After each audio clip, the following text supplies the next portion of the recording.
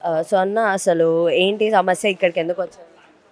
మా సమస్య ఏందంటే అత్తాపూర్ డివిజన్ 61లో దాదాపు మన మూసీ లైన్‌లో ఎన్నో ఇల్లులు ఈరోజు డెమాలిష్‌లో పోతున్నాయి అని చెప్పేసని ప్రజలందరూ మొత్తం టోటల్‌గా ఈరోజు టీఆర్ఎస్ వీఆర్ఎస్ భవన్‌కి రావడం జరిగింది. ఇక మేము కూడా వాళ్ళతోటి రావడం జరిగింది.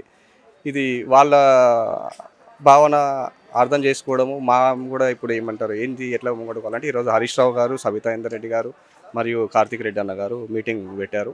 రేపు ప్రజలందరికి మధ్యకి వెళ్ళి వాళ్ళకు ఎట్లా చేద్దాం ఏంది అని మాట్లాడడం జరిగింది.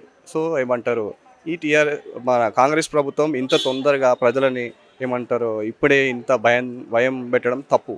ఎందుకంటే ఇంత జల్దీ అవసరం లేదు. ఇప్పుడే వానొచ్చి ఇప్పుడే ఎట్లా కొట్టుకుని పోయట్లేరు. ఒక్కొక్క ఇల్లు కన్స్ట్రక్షన్ చేసింది అది 30 సంవత్సరాలు 40 సంవత్సరాల నుంచి మేము చూసిన పని నుంచి ఉన్నాయి మొత్తం టోటల్గా.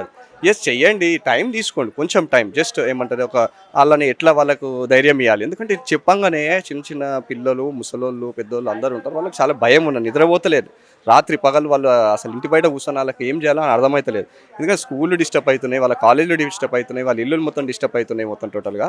సో ఆ విధంగా వాళ్ళకు ఒక ఫస్ట్ వాళ్ళతో మాట్లాడి ఒక కమిటీ పెట్టి ఆల్ పార్టీ మీటింగ్ అనే పెట్టండి. మీరనే టైం ఇచ్చి వాళ్ళకి టైం ఇవ్వండి. ఫస్ట్ టైం ఇచ్చి వాళ్ళకి ఏం కావాలి, వాళ్ళకి ఎట్లా వాళ్ళని అర్థం చేసుకోండి, వాళ్ళ బాధలు అర్థం చేసుకొని ఆ బాధలు ఏమంటారు తీర్చిన తర్వాత మీరు ఏమంటారు వాళ్ళకి ధైర్యం ఇచ్చి దాని తర్వాత మీరు చేసేది మీరు చేయండి. ఎస్ మీరు చేసేది మేము తప్పు కాదు అంటలేదు.